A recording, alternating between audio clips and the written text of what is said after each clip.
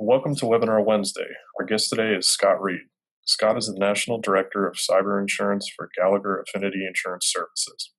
After graduating from Indiana University in 1986, Scott immediately joined the insurance and professional liability industry and continues to be a leading advocate for associations, trade groups, insurance companies, and independent businesses. As an early leader in cyber insurance, Reed creates awareness across multiple industries regarding the persistent threat of cyber liability exposures and promotes the significance of carrying cyber insurance for data breach protection. Today, Scott will teach you about new tools offered to the members of the Massachusetts Association of Realtors that can help you determine your company's current level of cyber risk, how to take steps to help prevent a data breach, and how you can protect your business with cyber and data breach liability insurance. Scott, the floor is yours. Thank you, Eric, and thank you all, everyone for joining today's webinar. What you're seeing now on the screen is a company called Norse that actually tracks and monitors cyber attacks on a global basis. And as you can see from looking at the map, the United States is a relatively high frequency target. And in fact, 80% of all of the cyber and data breaches that they track on a daily basis are against businesses located in the United States. This one company alone tracks between 6 to 10 million cyber attacks a day, and they're not the only company that does this. So if you look at the numbers, they're rather staggering. Given the sheer volume and the number of cyber attacks against U.S. businesses is probably why you're attending today's webinar. It's virtually impossible to watch the news or follow trends really across any industry, but specifically in the real estate industry without hearing about cyber attacks and data breaches. But cyber is a relatively complex issue. It means so many different things to so many different people. So the purpose of today's webinar is to try to break the cyber landscape up a little bit and just do some very basic overviews to cover who is coming after real estate agents, what they're doing, where they're coming from, and why they're targeting U.S. businesses, and again, specifically real estate agents. And specifically what we'll also cover is looking again at who's coming after you. These are what we call the threat actors, where they're coming from. We'll talk a little bit about why we believe this problem is not going to go away, and in fact, it's probably going to get worse before it gets better. We'll try to cover a little bit about why you should care as a real estate agent and why small businesses, and specifically, again, real estate professionals are the target of hackers. We'll quickly walk through what happens when you have a data breach and what you need to do to respond to it, specifically talking about some of the regulations in the state of Massachusetts.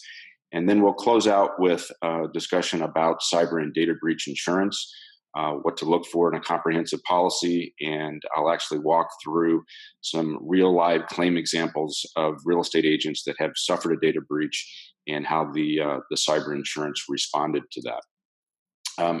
As Eric mentioned, my name is Scott Reed. I work for a company called Arthur J. Gallagher, specifically in their affinity and cyber insurance division.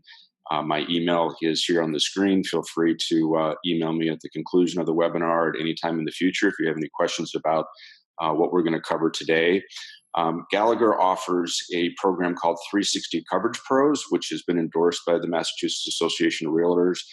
And today I'll show you how to access that platform to access the cyber insurance that has now been endorsed by the association. In addition to my work with Gallagher and 360 Coverage Pros, I'm also the executive director of the Cyber and Data Security Alliance, which is a nonprofit trade association of small to mid-sized businesses that have really banded together to try to address the cyber and data breach concerns that small to mid-sized businesses are facing. It's a national organization, and I'm also a member of the InfraGard partnership, which is a private-public partnership between U.S. business and primarily the Federal Bureau of Investigation. The purpose is really to promote cybersecurity awareness and share information between private businesses and law enforcement. So between my work with these two associations, as well as the cyber insurance work, and the fact that we also provide cyber insurance to about 400 different associations around the country. This is just a small representative sample. Unfortunately, I get to deal with cyber attacks affecting businesses really on a daily basis, and that's what I'm going to try to cover with you today. Again, some of the things that I've seen happen and why you as a real estate professional need to be aware of this. So if you look at really what is in the world is really going on, if you look at some of the big breaches that make the news, the latest one was Equifax. This is a little disturbing because this was the company that most businesses in the United States would approach post-breach to try to help them recover from the breach. And they were also kind of the go-to breach response organization of most all the Fortune 500 companies and the federal government.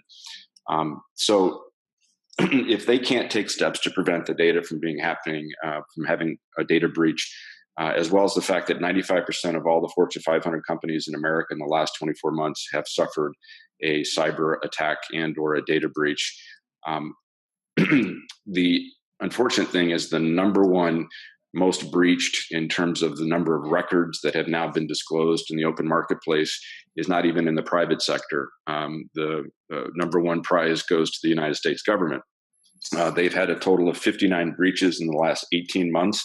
And these have not been against small divisions of the federal government. These are organizations like the Office of Personnel Management, which is the organization that represents all of the federal workers, including those in law enforcement and federal judges. The CIA has been hacked, the Department of Defense, and of course, the Internal Revenue Service has been hacked. So between the sheer number of records that are out there from these large organizations in the federal government, it's now a trend that not only is the big companies being breached, but the hackers are now starting to go after the small organizations. And one of the most disturbing breaches that happened at the CIA is an organization that was within the CIA that monitored all of the hacking tools that were being used. So it was not only the tools that the CIA used to hack against foreign adversaries, but they were also gathering the tools that were being used against the United States. And unfortunately, they put all of that in one database, which was called Vault 7. And this did not necessarily make the news, but it is a sizable and disturbing, probably one of the biggest hacks against the federal government, because now all of those tools are being released into the open marketplace, both on the dark web as well as through WikiLeaks. And James Comey, back when he was the director of the FBI when this happened, basically made this statement that now that these capabilities are available to cyber attackers everywhere, that every business in America will need to take measures to protect their data and their systems.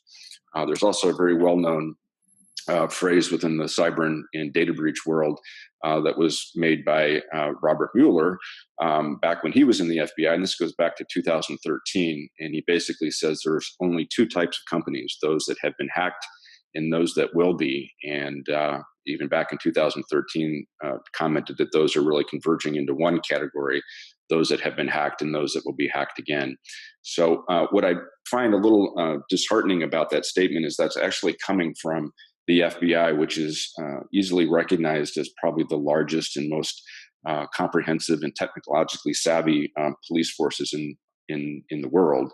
And so when they're kind of throwing their hands up saying there's not much they can really do about it, it to me makes a pretty broad statement about why this is an important topic. I also bring this up because I do a lot of work, again, with public groups and businesses of all sizes, and there tends to be, from a good majority of them, this feeling like the federal government or the state governments will be able to address this issue and come up with solutions. And unfortunately, I'm not a big believer that the federal government or any governmental entity really can fix this problem. And it's really something that needs to fall back on the private sector.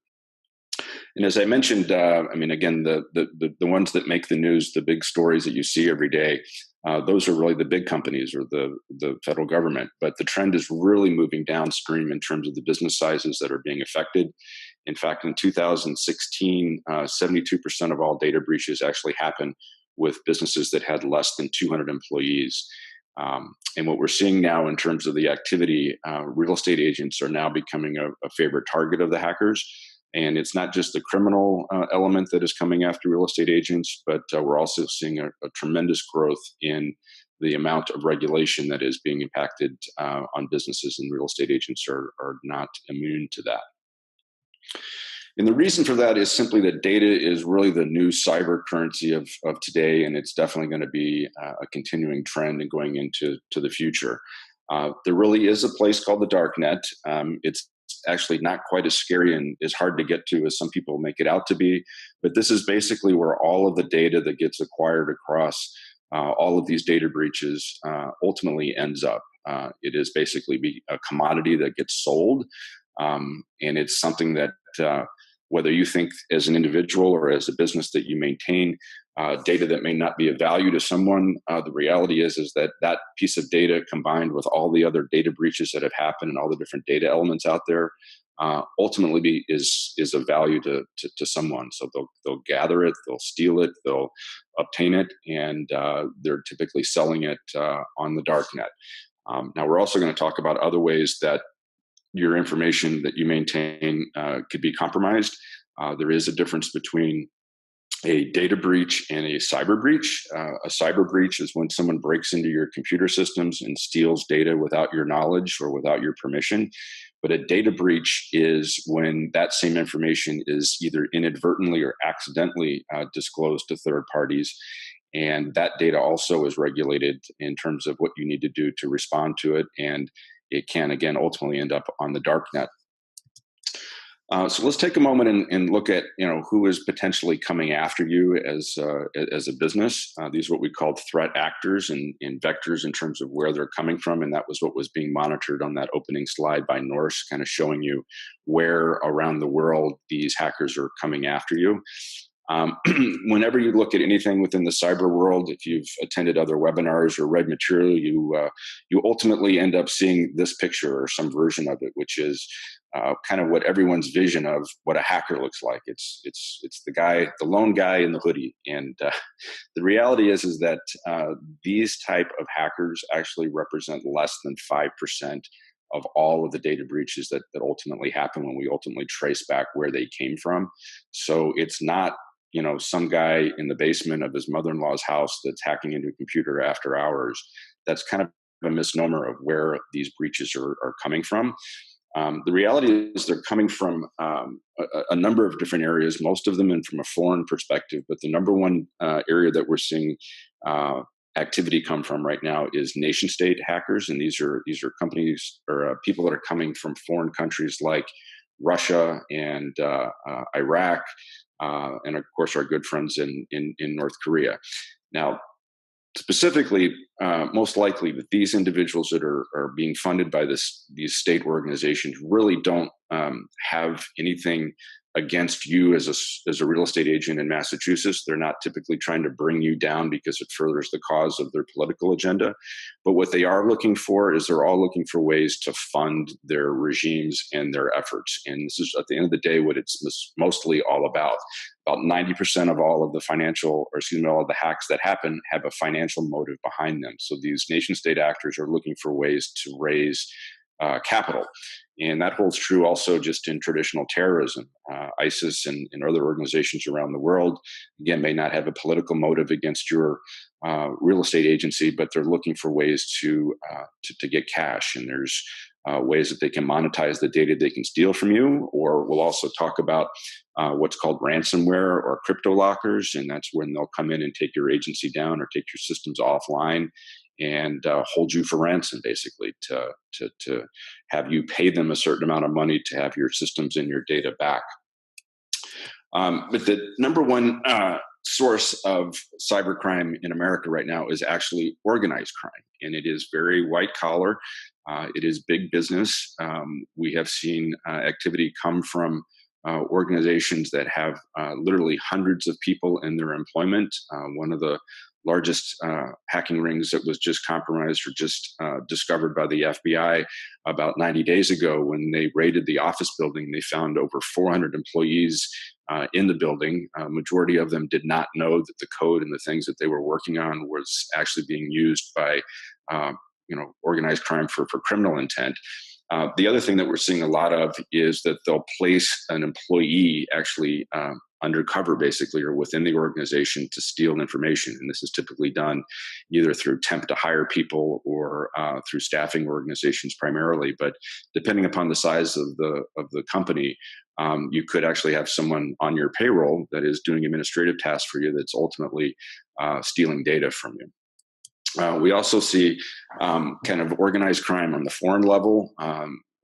All over the world, these same type of organizations exist. We've seen a tremendous increase in corporate espionage, where your competitors may access information on your systems to try to get a competitive advantage. We also have seen an increase in claims being filed by paper files. So I've mentioned the difference between a data breach and a cyber breach. Having someone steal files or make photocopies of paper files that has data on it that ultimately could be used for financial gain or for criminal purposes is regulated under the data breach laws and is something that needs to be addressed within your organization. We've seen a tremendous increase in hacktivism. These are where organizations that may not have necessarily a financial gain, but they want to further their cause to support either environmental causes or political causes. They may find your organization or your company or you as an individual does not align with their particular views, so they may take your websites down or post information that is inaccurate, or again try to hold you ransom for financial gain. We've also seen an increase in dissatisfied clients and customers that have been taking to the web or actually hiring hackers to take down businesses simply for more of a retaliation result as a result of something that may have happened to them versus a financial loss. And then we've actually seen a huge increase in just good old-fashioned gangs. The financial crimes that can be committed over the internet now are actually more lucrative than the illicit drug trade. So we've seen criminal activity that used to be very violent in nature have kind of reorganized and are moving into financial and online crimes as opposed to having to go to the streets to steal money. But even if you can dodge all of those bad guys, and those are the ones that typically people think about, other than just the guy in the hoodie, you've got internal employee errors that result in a lot of the data breaches that happen. These are typically can be sourced back to training issues. This is the employee that clicks on the wrong email or opens the wrong attachment or inadvertently sends out a spreadsheet or inadvertently sends out banking information as a result of maybe an impending closing transaction to the wrong individual. Those compromise about 25% of the data breaches.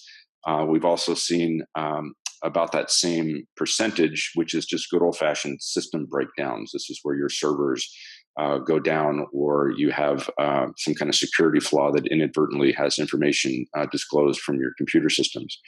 But we've also seen, again, a big increase in claims that are resulting from paper files or anything that ultimately is lost. So a lost cell phone, a lost laptop, a lost flash drive is considered a data breach. And given the amount of information that now can be housed on a cell phone, it's very easy to lose those. And when that happens, that is considered a data breach. And then going back to kind of the insider compromise, the latest IBM management report basically traced 2/3 of the businesses that had a data theft within their organization had it start within their company, meaning that it was either an insider employee or it was as a result of something that happened inside the company. And depending upon how that data breach happens, determines the cost and the cost impact to you. So, as I mentioned, about 48 or 50% of the data breaches are a result of those outside attackers traditionally looking for, criminal attack or some kind of financial gain. About 25% is just good old-fashioned human error, and about 25% is as a result of a system glitch. So we trace those back in terms of what happens at the time of the data breach.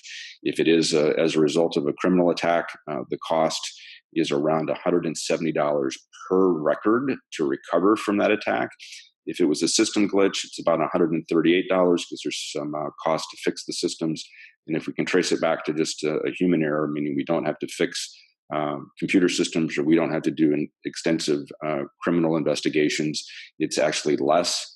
So on average, it's about $150 per record is your cost in terms of a financial impact to your organization if you have a data breach. So if you look internally and say I have 1,000 clients, current and or past, if you had a data breach, you're looking at somewhere around $150,000 to recover from that. If you have more than 1,000, obviously you can do the math, and it gets very costly. So let's take a look quickly at what happens when you have a data breach. The first big one is that you've got to discover that you even had the data breach. As I mentioned, a data breach can be the theft, loss, or unintentional disclosure of any type of personal identifiable information or non-public information. This basically within the state of Massachusetts is names, addresses, social security numbers, telephone numbers, email addresses, passwords, banking information, credit card information. If you house any of that, you're obligated as a corporation or as a business entity under the duty of care to maintain that information in a safe and confidential manner. So if it is inadvertently disclosed, either by those external forces or by internal issues, then you have an obligation to notify all of those that have been affected by the breach or that may have been affected by the breach, and you are can be held liable for any damages as a result of that information being disclosed. So on average, it takes about 6 months for a hacker to be discovered once they've broken into your systems. There's a couple different ways that they do it. One is what we kind of call a smash and grab, where they come in very loud and make it very clear that they broke into your systems, and they steal information and get out quickly, or they may take your systems down and hold you hostage. But most of the things that we see now are those that come in very stealthy. They will watch what happens within your systems. They'll watch the interactions between your employees and those clients, and they will determine kind of how much revenue your organization generates and where your pain points are, so that they know how much to ask if they're going to hold you ransom, or they'll steal the data and start selling it on the dark web. And the more they can do that before they're caught, the better chance they have to get additional information. So once you discover that you've had the breach, you need to bring in typically third-party forensic investigations. We encourage you to quickly bring in legal counsel. There has now been case law that has been tried and proven that any correspondence in interactions that you have with your lawyer are protected under attorney-client privilege. So anything that you do with a third-party vendor as you're trying to determine the breach, ultimately, if you're involved in some type of litigation or those that are affected by the breach try to come after you with a lawsuit, all that information then becomes discoverable, meaning that if you go to a forensic investigation firm directly and they come in and determine that the reason for the breach is because you had some faulty security, or it was your internal employees and it was your fault, all that becomes discoverable and may end up resulting in a higher settlement for you. Whereas if you bring in an attorney early and let your attorney handle all that, a lot of that, again, is protected under the attorney-client privilege. The downside to that is it does get very costly very quickly. And as I mentioned, the cost per record is already very costly, but they factored that in terms of that $150 on average per record lost cost is as a result of you having to spend money to discover the breach, bring in legal counsel. You typically have a short-term crisis, meaning you've got to notify all those that are affected. There's cost associated with that. You need to provide credit monitoring services. Typically, when you send out letters to everybody to say that you've had a data breach, that ends up resulting in a number of telephone calls that you end up having to field. That ends up becoming a public relations issue. You may end up losing clients over it. You may end up not being able to conduct business for a period of time and have lost business income. So all those things start generating a $1 cost for you and your business right out of the gate. But the real long-term consequences are really more in terms of legal action that you could potentially be brought into. Most major law firms have really beefed up their cyber and data breach units. They start gathering those that are affected and putting them together in class action lawsuits. They'll offer to represent those that are affected at no cost and basically just take a percentage of the settlement, which we've seen about 80% of the class action suits and the individual suits that are brought in the data breach world. Most of them actually get settled before it goes to trial, just from the standpoint that going to trial would be very costly. And the legal community has figured that out and will come back to the source of the breach and try to settle something up. But those settlements can be very, very costly. In addition to those settlements, regulatory fines and penalties from both the state and federal level, depending upon how big the breach was and what kind of information was lost. The state can come in and impose a fine. The Federal Trade Commission can come in and impose fines. And then I mentioned reputational damage and income loss. So when you start factoring in all these individual boxes in terms of what those could ultimately cost you, is when you can try to pencil out, how expensive it can be if you actually had a data breach. Specifically in the state of Massachusetts, there is the breach notification law. All this information can be found on the website that's noted here. It's just mass.gov/security-breaches. There's both the breach notification law and the data security regulations under the code. The data regulations tell you what you need to do and steps to try to prevent the breach and really outline that it's your responsibility to protect the data. And the breach notification law tells you what you must do after the breach happens. But specifically, your obligation when a breach happens is you must provide a written notice. Once you determine that you've had a breach, you must send those notices to the Attorney General's office, as well as to the Director of Office of Consumer Affairs and Business Regulations, and you must notify all of the affected residents of the state of Massachusetts. And that's typically done, from an outsourced perspective. I would encourage you to find a company that specializes in breach response. There's a number of them out there, but that's part of the reason why we highly encourage real estate agents to carry cyber and data breach insurance, because if you have the insurance in place, the insurance company, since they're ultimately responsible for covering that cost, they will handle that for you, or they will provide a partner that will handle the breach response on your behalf. So here's why I think things are unfortunately going to get worse before they get any better. And I'm sure you've heard of both artificial intelligence and what's called the IoT, or the Internet of Things. The Internet of Things is basically representing how connected and how many devices are connected to the Internet. And if you look statistically back in 2005, there were about 6.3 billion of us on the planet, and there was only about 500 million devices connected to the Internet. And most of those devices at the time were computer main servers within a business organization. If you fast forward a quick 10 years, there was about 6.8 billion of us and about 12.5 billion devices connected to the Internet.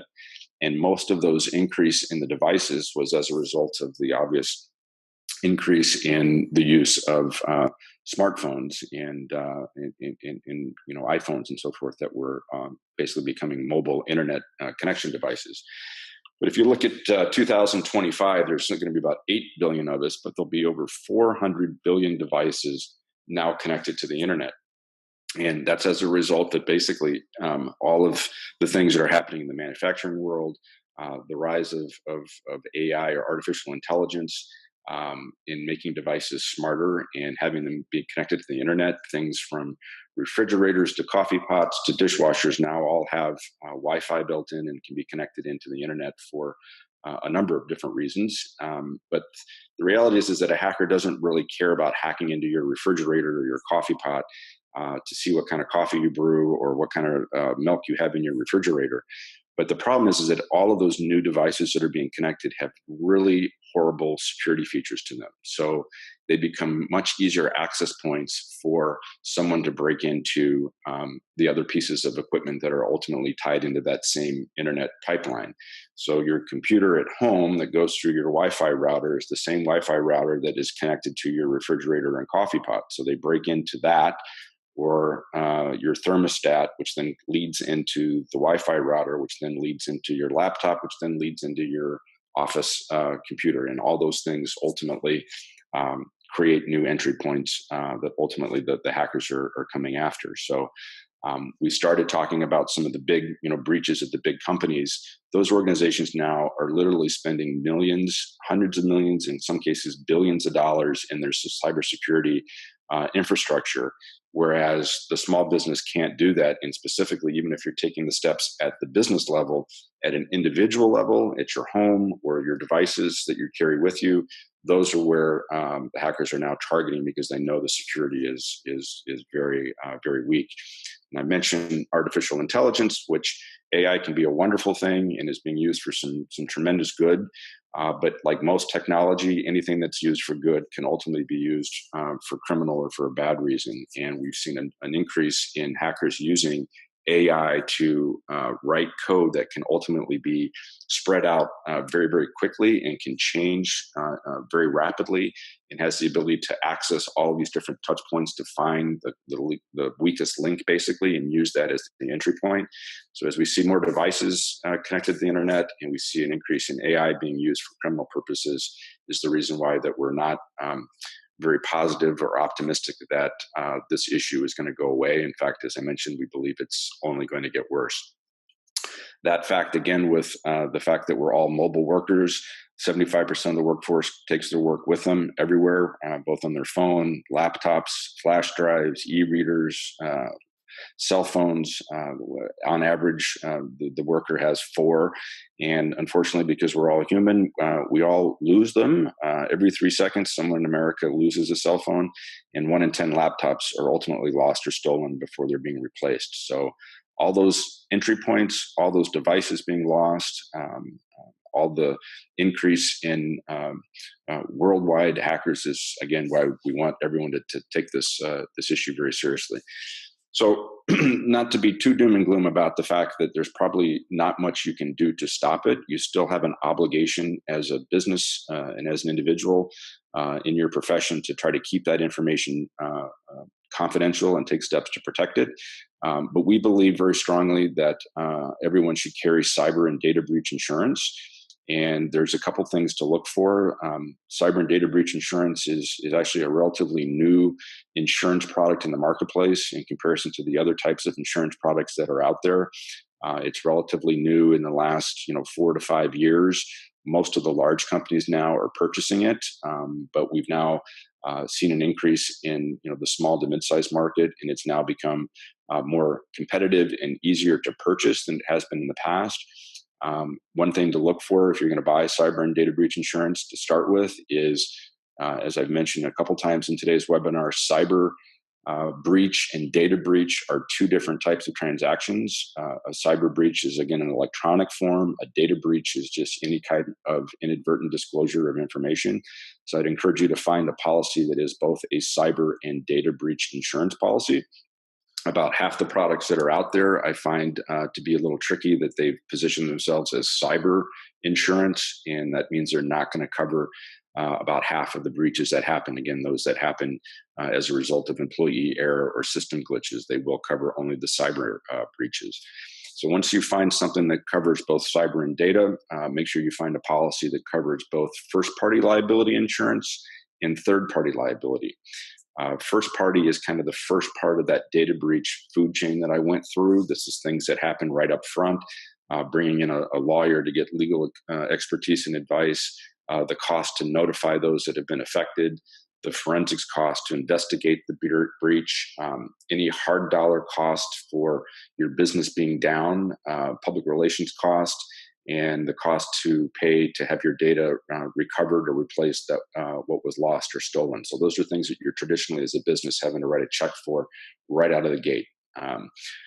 Make sure that those are covered, but also make sure you've got the coverage for third-party liability. So this is to cover the cost to defend you if you have any type of litigation, if you have to settle and make payments to those that were affected by the data breach. I mentioned ransomware, or what's also called cyber extortion, or crypto lockers. This is where the hackers come in, again, take your systems down and hold you hostage until you make a payment. If you have cyber insurance with third-party liability coverage, then that extortion payment would be covered and paid for by the insurance company. Also, if you get hit with any regulatory fines and penalties, and any other costs that you incur as a business as a result of having to respond to the regulatory inquiries. Even if they found that you've done nothing wrong, you obviously have to respond to the investigation, and that's the same thing on the litigation. If you're involved in litigation, you've got to defend yourself, and there's cost associated with that, even if they find that there's no settlement or there's no damages. The cost for the defense can be very costly. So if you have cyber and data breach insurance, that's all covered under a good policy. And if you look at the other types of business insurance that you probably carry as a business professional, if you have a building or if you rent an office, your landlord's going to require that you carry general liability. This is in case someone comes into your facility and trips and falls or holds you liable for their injuries. In reality, that's a required insurance policy, but the chances of that actually happening to you are less than 1 in 20. It's about 5% that over your entire business career that you'd ultimately have to file a claim under your general liability. Same for your professional liability, and I'm sure most of you carry E&O insurance, and it's usually a requirement to have your real estate license or to be appointed with a particular brokerage agency. But even that, you've got a chance of 1 in 8 over the entire professional career that you would ultimately get sued as a result of your profession as a real estate agent. Everybody carries auto and fire and protects their property and cars from theft or damage.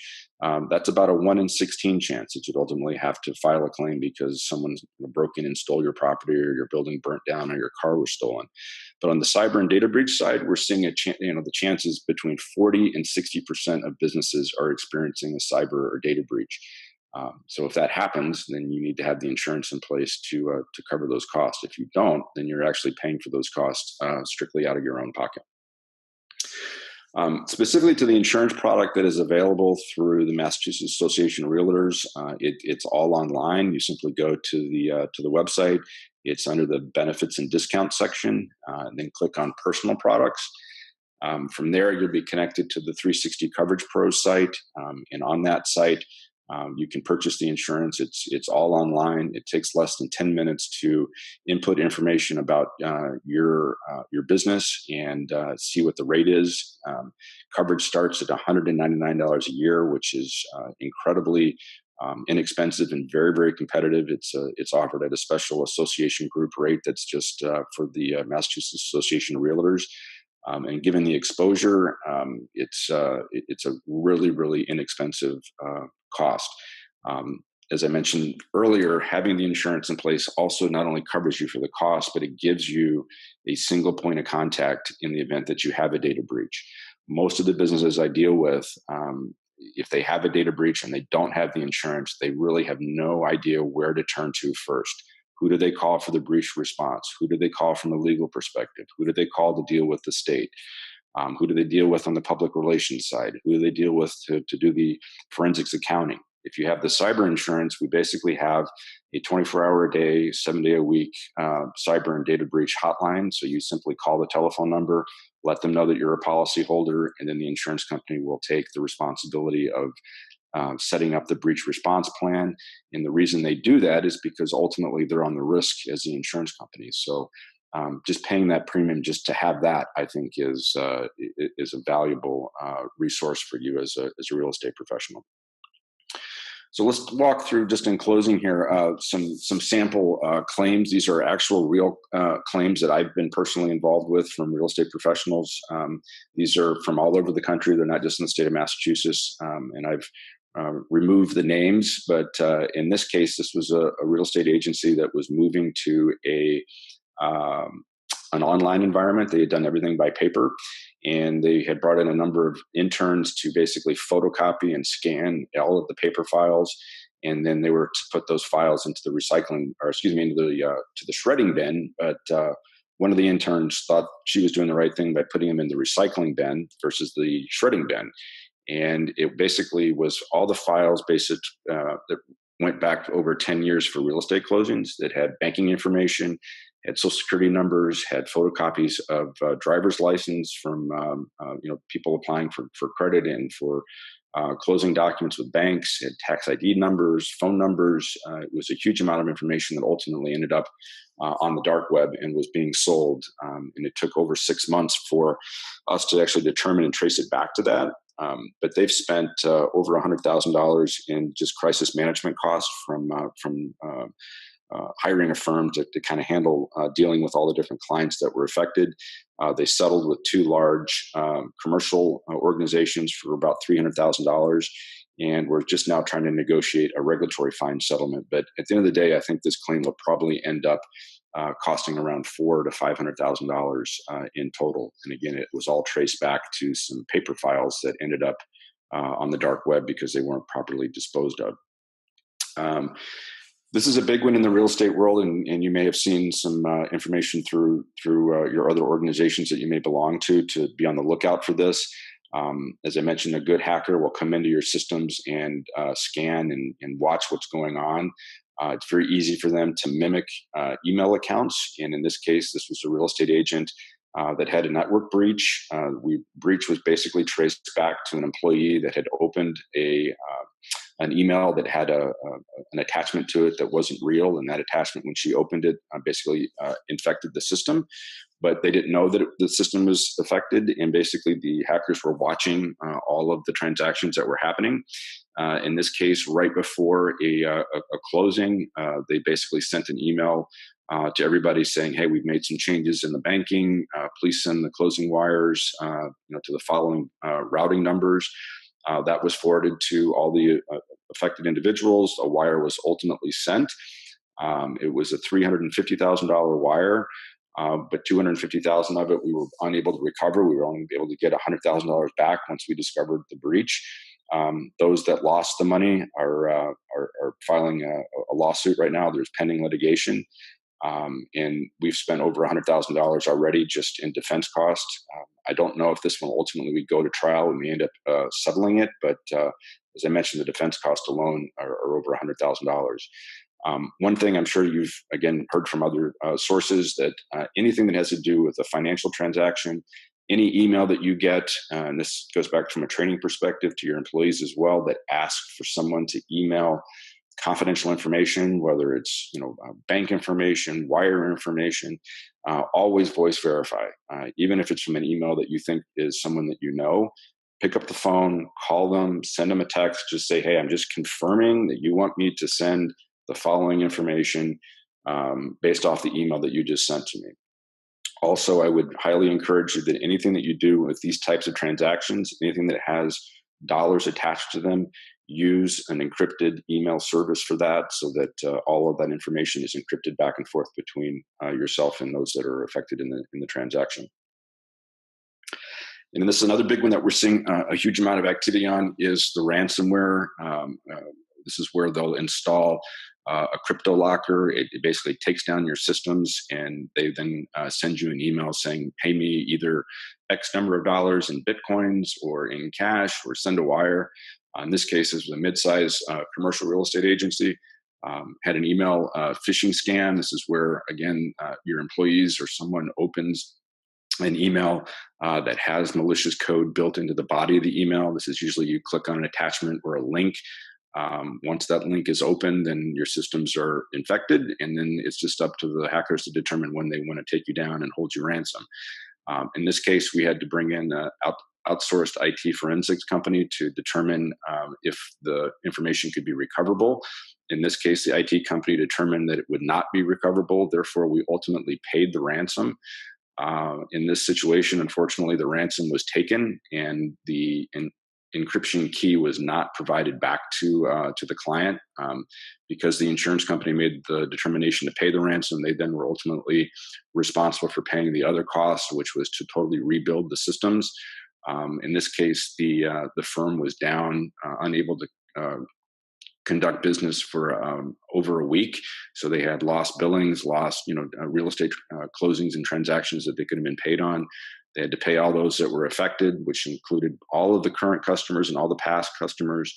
And they also had lost a big closing as a result of not being able to conduct business during that time period. So we had to settle with a couple large commercial accounts. This claim also is still open, but it's definitely going to be in the hundreds of thousands of dollars as well. And it was as a result of just, again, one employee clicking on the wrong attachment, which ultimately brought in the crypto locker. And then I mentioned, again, lost laptops, cell phones, flash drives. We deal with these claims on a daily basis. 2,000 cell phones stolen, 4,000 are lost, and I mentioned, the statistic about laptops. So, if you're using those and your employees are, encourage you to make sure that you've got a way to remotely wipe those, encrypt the data whenever possible, encrypt your laptops, and so forth. So. That's really the type of claims that we're seeing, and some really simple steps would have prevented a lot of the cyber data breach claims that we're seeing. Passwords is a big one. Unfortunately, over 60% of us, over 60% of the data breaches that we investigate end up coming back to weak, defaulted, or stolen passwords, and about 60% of us use those same passwords for everything. So our work email password is the same as our banking password, which is the same as our social media password. So encourage you to use different passwords for different sites. There's also been a pretty substantial change in kind of the password philosophy that has been taught to us over the last few years. We've kind of been taught to use maybe one word and maybe a kind of a complex word, and then make some changes to that complex word so that you're using some letters or some acronyms or an exclamation point. So in this case, Troubadour, taking the O and turning it into a 0 and putting a 3 at the end, is kind of been taught to us as that being a very good and safe password. The reality is it's actually a pretty easy password to guess. And there are now password software crackers that you can buy.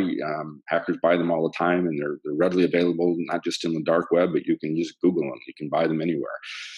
Those password crackers can decipher 1,000 combinations per second. So in this situation, that password right through had been cracked in less than 3 days. So it's actually difficult for the user to remember, because over time, as you try to change that and change 3 to a 4 or a question mark at the end, that's the reason why people traditionally don't change them, is because you can't remember how you changed that password.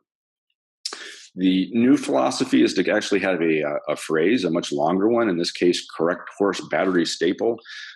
It's very easy for the member to remember. It's difficult to guess, and using today's current password crackers, it would take 550 years at 1,000 guesses a second to break that password.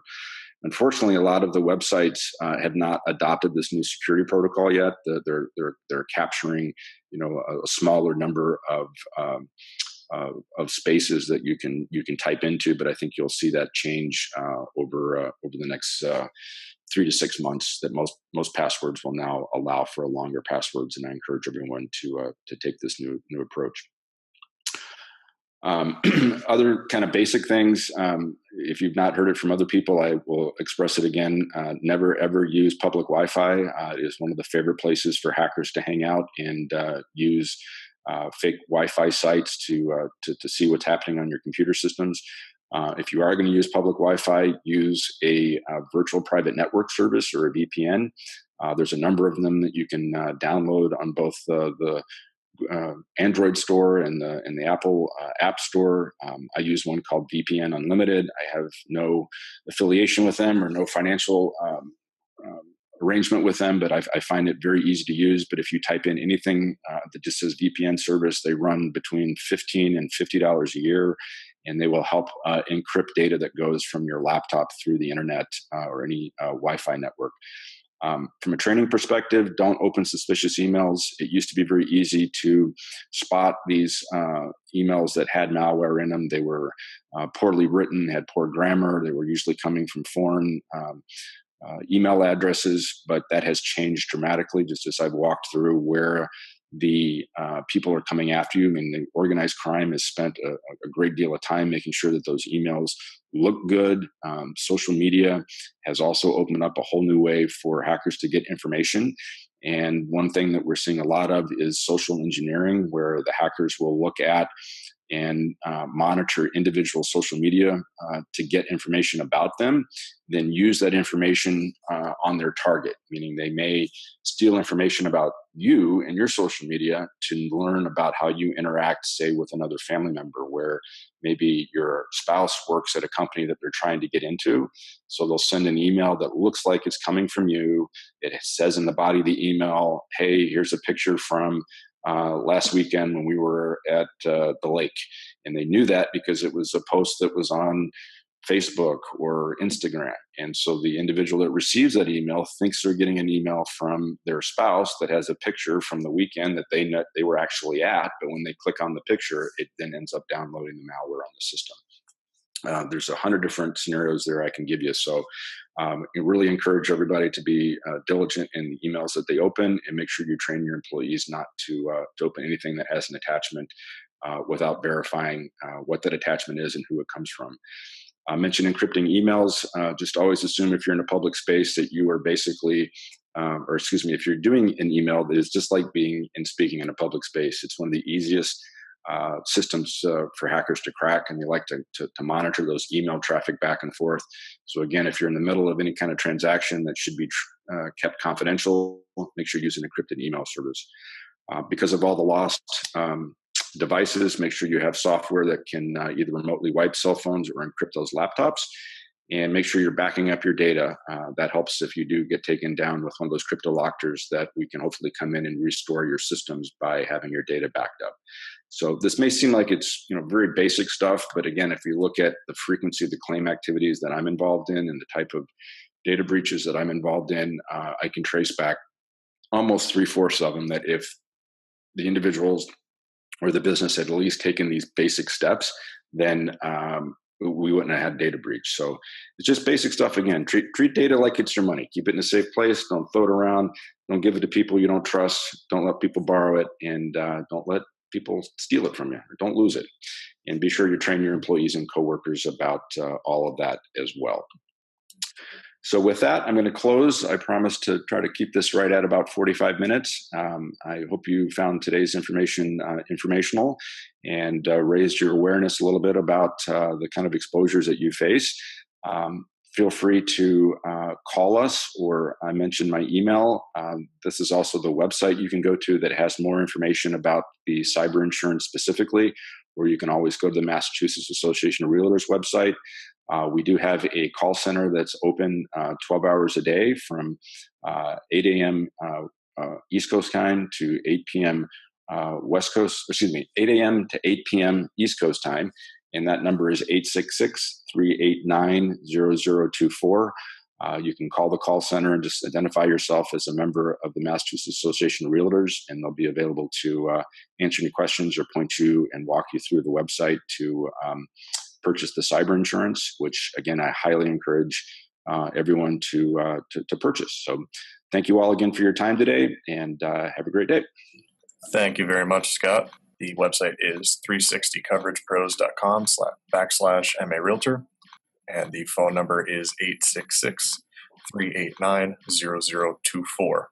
Thanks again to Scott for the great information on cybersecurity, and have a nice day.